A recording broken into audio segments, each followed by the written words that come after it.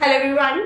तो बच्चों, हमने हमारी लास्ट क्लास में बोर मॉडल को कंप्लीट कर लिया था और देख लिया था कि इलेक्ट्रॉन जिस ऑर्बिट में आपका रिवॉल्व कर सकता है उसकी रेडियस क्या है, उसकी वेलोसिटी कितनी हो सकती है और उसकी एनर्जीज क्या हो सकती हैं। ठीक है, लेकिन एक क्वेश्चन आप जब बोर मॉडल पढ़ रहे होंगे तब आपके भी दिमाग में जरूर आया होगा, और वो क्वेश्चन ये था कि बोर ने पोस्टुलेट दिया था कि electron can revolve in those circular orbit for which the angular momentum is integral multiple of h/2π। ठीक है, ये हम पढ़कर आ चुके हैं, लेकिन माइंड में कहीं ना कहीं ये चीज जरूर आई होगी कि पर ऐसा क्यों, मतलब ये कहां से निकाला और क्यों, ऐसा ही क्यों होता है।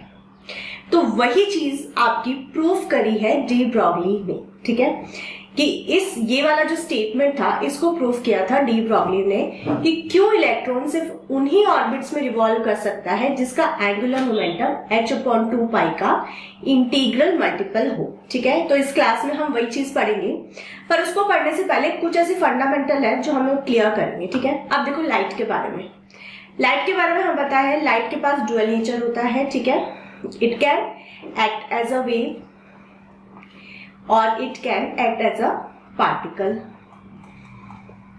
ठीक है, ये हम जानते हैं कि लाइट के पास डुअल नेचर है, वो वेव की तरह भी बिहेव करता है और पार्टिकल की तरह भी। ठीक है, अगर लाइट वेव की तरह बिहेव करता है, ठीक है, तो ये हम वेव बना लेते हैं।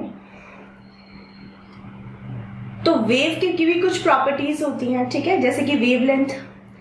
तो आप देखो वेवलेंथ क्या चीज होती है, हम थोड़ी बड़ी वेव बनाते हैं। ठीक है, मान लो कि ये वेव है। ठीक है, तो वेव की प्रॉपर्टी क्या होती है, वेवलेंथ। वेवलेंथ क्या होता है, एक वेव की जो लेंथ है उसको हम वेवलेंथ कहते हैं। ठीक है, तो ये यहां से स्टार्ट हुआ, ये पूरी एक जो लेंथ है एक वेव की उसको हम वेवलेंथ कहते हैं, जिसको हम डिनोट करते हैं लैम्डा से। ठीक है, एक होता है फ्रीक्वेंसी एफ। फ्रीक्वेंसी क्या होता है कि एक सेकंड में कितने नंबर ऑफ वेव्स बन रही हैं। ठीक है, वेव्स इन 1 सेकेंड, ये होती है आपकी फ्रीक्वेंसी। तो ये वेव की प्रॉपर्टी होती है, और भी इसको होता है इसका एम्पलीट्यूड वगैरह। ठीक है, अब अगर जो पार्टिकल है, ठीक है, लाइट क्या है, पार्टिकल की तरह बिहेव करती है, ये आइंस्टीन ने बोला था। ठीक है, उनके अकॉर्डिंग लाइट क्या होती है, छोटे छोटे एनर्जी पैकेट्स की बनी होती है। ठीक है, तो उन्होंने बताया था कि जो लाइट है वो क्या होता है, उसके पास पार्टिकल नेचर होता है, उसमें छोटे छोटे एनर्जी पैकेट्स होते हैं, जिसको उन्होंने बोला था फोटोन। ठीक है, अब देखो अगर लाइट पार्टिकल की तरह बिहेव कर रही है तो लाइट मूव कर रही है, और मूव कर रही है तो पार्टिकल मूव कर रहा है, और कोई भी पार्टिकल अगर मूव करता है तो उसके पास क्या होता है, मोमेंटम।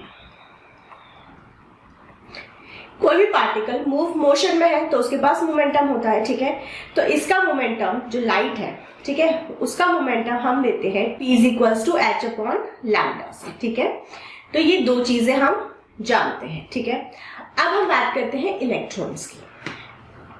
अब देखो डी ब्रोगली ने क्या कहा, उसने बोला कि जो इलेक्ट्रॉन है उसके पास भी दो नेचर है, वो वेव की तरह भी बिहेव कर सकता है और वो आपका पार्टिकल की तरह भी बिहेव कर सकता है। ठीक है, अगर इलेक्ट्रॉन वेव की तरह बिहेव कर रहा है तो डेफिनेटली इसकी कुछ वेवलेंथ होगी। ठीक है, और ये अगर पार्टिकल की तरह बिहेव कर रहा है तो इसके पास मोमेंटम होगा, राइट। ठीक है, जैसे लाइट के पास है वैसे ही इलेक्ट्रॉन के पास है। तो अल्टीमेटली जो डी ब्रोगली था उसका एक स्टेटमेंट था कि every particle in the universe can behave like a wave और अ पार्टिकल। तो कहने का मतलब ये है कि इस पूरे यूनिवर्स में जितनी भी चीजें हैं वो सब पार्टिकल और वेव दोनों की तरह बिहेव करती हैं। मतलब कि ये इलेक्ट्रॉन है, ये भी हमारे यूनिवर्स का पार्ट है। ठीक है, तो इसके पास भी वेव नेचर भी है और इसके पास आपका क्या है, पार्टिकल नेचर भी है। ठीक है, अब देखो इसको हम समझ लेते हैं कि अगर दुनिया में सारी चीजें ही दो नेचर रखती हैं, मतलब कि कोई बॉल है, कोई पर्सन है, उसके पास भी डुअल नेचर है, जैसे हम हैं, हमारे पास भी डुअल नेचर है, हम मोशन में हैं तो हमारे पास मोमेंटम है और हमारे पास वेव नेचर भी है। ठीक है, तो हमें कोई भी चीज, जैसे हम देखते हैं कि बॉल है, ठीक है, तो बॉल का वेव नेचर हमें दिखाई क्यों नहीं देता, उसको समझते हैं। तो उसके लिए एक पर्सन ले लिया मैंने, ठीक है, एक मोटा सा आदमी है जिसका हम वेट मान लेते हैं 100 kg, ठीक है, 100 kg है इसका, और ये मान लेते हैं कि 10 मीटर पर सेकेंड से मूव कर रहा है, ठीक है।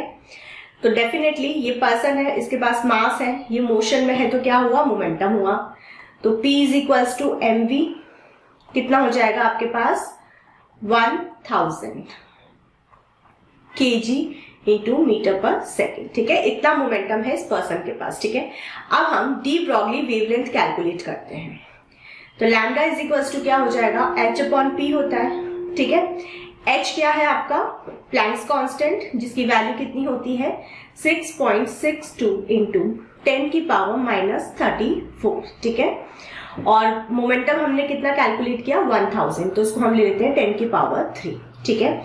तो इस पर्सन का जो वेवलेंथ आ रही है वो कितनी आ रही है 6.62 इंटू 10 की पावर माइनस 31, ठीक है, या फिर हम इसको एंगस्ट्रॉम में लिखें तो 6.62 इंटू 10 की पावर माइनस 21 एंगस्ट्रॉम, क्योंकि एंगस्ट्रॉम क्या होता है 10 की पावर माइनस 10 होता है, ठीक है।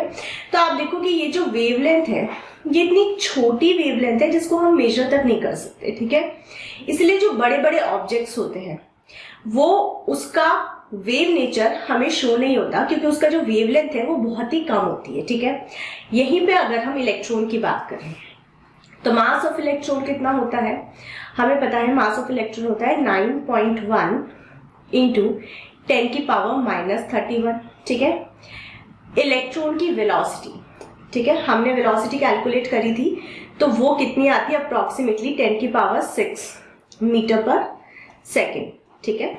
इसी ऑर्डर की आती है 2.06 इंटू 10 टू द पावर 6, इस ऑर्डर की आती है, ठीक है। तो अगर हम इसका मोमेंटम कैलकुलेट करें तो कितना होगा 9.1 इंटू 10 की पावर माइनस 31 इंटू 10 की पावर 6, ठीक है। तो ये कितना हो जाएगा 9.1 इंटू 10 की पावर माइनस 25, ठीक है, इतना हो गया। अब अगर हम इसकी में इलेक्ट्रॉन की वेवलेंथ निकालें, ठीक है, तो वो कितनी हो जाएगी h अपॉन p। तो h की वैल्यू कितनी होती है 6.62 इंटू 10 की पावर माइनस 31 अपॉन 9.1 इंटू 10 की पावर माइनस 25, ठीक है। अब ये न्यूमेरिकल वैल्यूज की बात नहीं करेंगे, हम सिर्फ 10 की ऑर्डर देख लेते हैं, ठीक है। इसको आप अप्रोक्सीमेटली 6 ले लो और अपॉन 9, तो इसको अपन अगर 6 अपॉन 9 लें तो कितना हो जाएगा 2 अपॉन 3, ठीक है। तो ये कितना हो गया 0.6 मान लेते हैं इसको, ठीक है। ये अप्रोक्सीमेटली हो गया आपका 7 के अराउंड हो गया, ठीक है, 0.66 यानी कि 0.7 के अराउंड हो गया, ठीक है, इनटू ये कितना हो गया 10 की पावर माइनस 31 और 6 यानी कि माइनस का 6, तो ये कितना हो गया 10 की पावर माइनस 31 अपॉन 10 की पावर माइनस 25, तो ये ऊपर जाएगा माइनस हो जाएगा, ठीक है। तो ये कितना बचा 10 की पावर माइनस 6, ठीक है। तो अब अगर आप इसको एंगस्ट्रॉन में चेंज करोगे तो कितना हो जाएगा, पहले तो ये पॉइंट हटाते हैं, पॉइंट हटाएंगे तो एक आ जाएगा आपके ऊपर 7 इंटू 10 की पावर माइनस 7, ठीक है। अब एंगस्ट्रॉन में लाने के लिए हमें 2 जीरो और चाहिए, तो ये अप्रोक्सीमेटली हो जाएगा आपका 7000 एंगस्ट्रॉम, ठीक है। तो इतनी wavelength which is a very much measurable wavelength, ठीक है। तो इलेक्ट्रॉन की जो वेवलेंथ है वो क्या है, इजीली हम मेजर कर सकते हैं, तो इसका जो वेव नेचर है वो हम मेजर कर सकते हैं, ठीक है। तो डी ब्रोगली ने एक्चुअली ये बोला है कि इस यूनिवर्स में जितनी भी ऑब्जेक्ट्स हैं, जितनी भी चीजें हैं, उन सबके पास ही 2 नेचर होते हैं, वेव नेचर भी होता है और उसका पार्टिकल नेचर भी होता है। लेकिन जो बड़े बड़े ऑब्जेक्ट्स हैं उसका वेवलेंथ इतनी कम होती है जो हमारे लिए नोटिसेबल नहीं होती, ठीक है। लेकिन जो माइक्रोस्कोपिक ऑब्जेक्ट्स हैं जैसे कि इलेक्ट्रॉन है, प्रोटॉन है, इसकी वेव नेचर हम मेजर कर सकते हैं। अब देखो, तो अल्टीमेटली हाइपोथेसिस क्या थी कि electron in its orbit as proposed by the Bohr must be seen as a particle wave. तो डी ब्रॉगली ने बोला कि जो इलेक्ट्रॉन ऑर्बिट में रिवॉल्व कर रहा है आपके, उसको हमें कैसे देखना चाहिए, एक पार्टिकल वेव की तरह, ठीक है। तो वेव ऑन स्ट्रिंग क्या में हमने पढ़ा था, वेव ऑन स्ट्रिंग में क्या होता है कि आपकी ट्रांसवर्स वेव होती है, वो एक पार्टिकल वेव होती है, ठीक है। अब देखो हमें पता है जब अगर हम एक स्ट्रिंग लें उसे दोनों तरफ से अच्छे से टाइटली बांध दें, ठीक है। तो ये हमने टाइटली उसको पकड़ के बांध दिया। अब हम इसमें अगर स्टैंडिंग वेव्स बनाना चाहते हैं, ठीक है, अगर हमने नॉर्मल वेव भेजी तो वो यहां से वेव जाएगी, टकरा के वापस आएगी, उनका एम्पलीट्यूड आपस में इंटरफेयर होगा और वो थोड़ी देर बाद डाई आउट हो जाएगी, ठीक है। लेकिन स्टैंडिंग वेव्स की जो एनर्जी है वो क्या हो जाती है, आपकी फिक्स हो जाती है। तो यहाँ पे अगर हम मिनिमम की बात करते हैं, ठीक है, मिनिमम स्टैंडिंग वेव चाहिए, तो मिनिमम स्टैंडिंग वेव क्या हो सकती है, यहाँ नोड है, यहाँ नोड है, ठीक है। तो ये मिनिमम स्टैंडिंग वेव बन सकती है यहाँ पर 1 लैम्डा की, ठीक है। तो इसकी अगर लेंथ आपकी L है तो ये L कब बनेगी, ये स्टैंडिंग वेव कब बनेगी, जब लेंथ किसके बराबर हो जाएगी, आपकी लैम्डा के बराबर हो जाएगी, है ना। तो उसके कहने का मतलब यही है कि जो आपका इलेक्ट्रॉन इस सर्कुलर ऑर्बिट में रिवॉल्व कर रहा है उसको हमें इस तरह से देखना चाहिए जैसे कि वो पार्टिकल वेव है, ठीक है। तो मान लो अगर आपने यहां से स्टार्ट किया, ये एक नोड है आपका, मान लो कि ये आपका नोड है, ठीक है। तो ये रस्सी मान लो पूरी कि ये रस्सी यहां से स्टार्ट होकर यहां एंड हो रही है, मतलब दोनों तरफ आपका नोड है, ठीक है। अगर मैं इसको यहां से स्टार्ट कर इसको एक सर्कुलर शेप दे दूंगी तो ये लेंथ क्या हो जाएगी आपकी, एक सर्कुलर शेप ले लेगी, ठीक है। तो इसको आप इसी तरीके से कंसीडर करो कि ये अगर इसकी जो ऑर्बिट है उसको खोल दिया जाएगा तो वो एक रस्सी बन जाएगी, ठीक है। और हम उसको ऐसे क्लोज करके हमने क्या बना दिया, एक सर्कुलर ऑर्बिट बना दी। तो यहां से नोड है और ये भी एक नोड है, ठीक है। अब इस पे हमें स्टैंडिंग वेव क्रिएट करनी है। तो अगर हम इस पूरी रस्सी की बात करें, मतलब इस पूरी ऑर्बिट की बात करें, तो उसकी लेंथ कितनी है आपकी, मान लो कि ये जो रेडियस है आपकी nth ऑर्बिट की रेडियस है, ठीक है। तो इसका जो पूरी लेंथ हो गई इस ऑर्बिट की वो कितनी हो गई, इसका पेरीमीटर यानी कि 2πr n हो गया, ठीक है। और वो किसके बराबर होना चाहिए, n लैम्डा के, ठीक है। तभी इस पे स्टैंडिंग वेव्स बनेगी, ठीक है। तो ये होगी आपकी फर्स्ट इक्वेशन। अब हमें पता है कि जो मोमेंटम होता है P वो किसके बराबर होता है, h अपॉन लैम्डा के बराबर होता है। तो यहां से लैम्डा इज इक्वल्स टू क्या हो सकता है, h अपॉन P, ठीक है। और P इज इक्वल्स टू क्या होता है, h upon m into Vn, nth orbit में जो वेलोसिटी है वो, ठीक है। तो हम यहाँ पे लैम्डा की जगह क्या रख देंगे, h अपॉन m Vn। तो हमें क्या मिल जाएगा, 2πrn is equals to nh upon m into Vn, ठीक है। अब इस 2π को अपन नीचे ले आते हैं और mvn को ऊपर ले जाते हैं, ठीक है। तो हमें क्या मिल गया, m Vn rn is equals to nh upon 2π। अब ये जो टर्म है ये क्या कहलाती है, आपकी एंगुलर मोमेंटम L, ठीक है। तो यहां से प्रूफ हो जाता है कि जो nth ऑर्बिट है, जो स्टेबल ऑर्बिट है, उसका एंगुलर मोमेंटम किसका इंटीग्रल मल्टीपल है, h अपॉन 2π का, ठीक है। तो इस तरीके से प्रूफ कर दिया आपका डी ब्रॉगली ने कि बोहर का जो पॉस्टुलेट था वो बिल्कुल करेक्ट था, ठीक है। और बाद में डेविसन एंड जर्मन एक्सपेरिमेंट भी हुए, उसमें भी ये चीज प्रूफ हो गई, जो इलेक्ट्रॉन है उसका डुअल नेचर होता है, वेव की तरह भी वो बिहेव करता है और पार्टिकल की भी तरह, ठीक है। तो हमें ऐसे कंसिडर करना चाहिए कि जो इलेक्ट्रॉन जिस ऑर्बिट में रिवॉल्व कर रहा है वो एज अ पार्टिकल वेव बना रहा है, मतलब स्टैंडिंग वेव्स बना रहा है, ठीक है। इसीलिए जो आपका एंगुलर मोमेंटम है वो किसका इंटीग्रल मल्टीपल है, h अपॉन 2π का। और फाइनली उन्होंने कंक्लूड करा कि क्वांटाइज्ड इलेक्ट्रॉन ऑर्बिट्स, ठीक है, हमने ये चीज पढ़ी है कि जो इलेक्ट्रॉन की ऑर्बिट्स है वो क्वांटाइज्ड है, यानी कि n इज इक्वल्स टू 1 हो सकती है, 2 हो सकती है, 3 हो सकती है, ठीक है। 1.1 या 1.5 ऐसा नहीं हो सकता। तो quantized electron orbits and energy states are due to the wave nature of electron and only resonant standing waves can persist, ठीक है।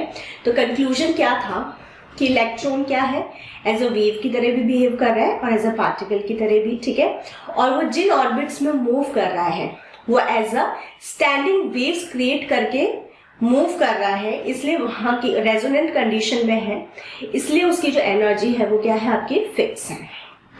चलो, तो यहाँ ये चीज खत्म हो जाती है। क्वेश्चन कर लेते हैं इसके ऊपर, ठीक है, फिर ये लेक्चर आपका खत्म।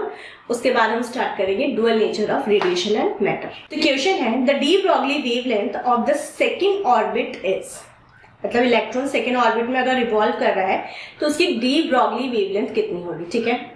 तो ये हमारा न्यूक्लियस हो गया, ये इलेक्ट्रॉन है हमारा, ठीक है, ये सेकंड ऑर्बिट में मूव कर रहा है। तो इस सेकंड ऑर्बिट की जो लेंथ है वो क्या होगी आपकी 2 पाई आर मान लेते हैं इसकी जो रेडियस है, ठीक है, आर है, ठीक है, इज इक्वल्स टू, और ये किसका इंटीग्रल मल्टीपल होना चाहिए, एन लैम्डा का, जहां पे एन क्या है आपका 2, तो 2 लैम्डा। तो लैम्डा इज इक्वल्स टू कितना हो जाएगा आपका 2 pi r upon 2 is equals to pi r, ठीक है। तो सेकेंड ऑर्बिट में जो इलेक्ट्रॉन आपका रिवॉल्व कर रहा है उसकी वेवलेंथ कितनी होगी आपकी पाई आर। तो आंसर क्या हो जाएगा इसमें आपका बी।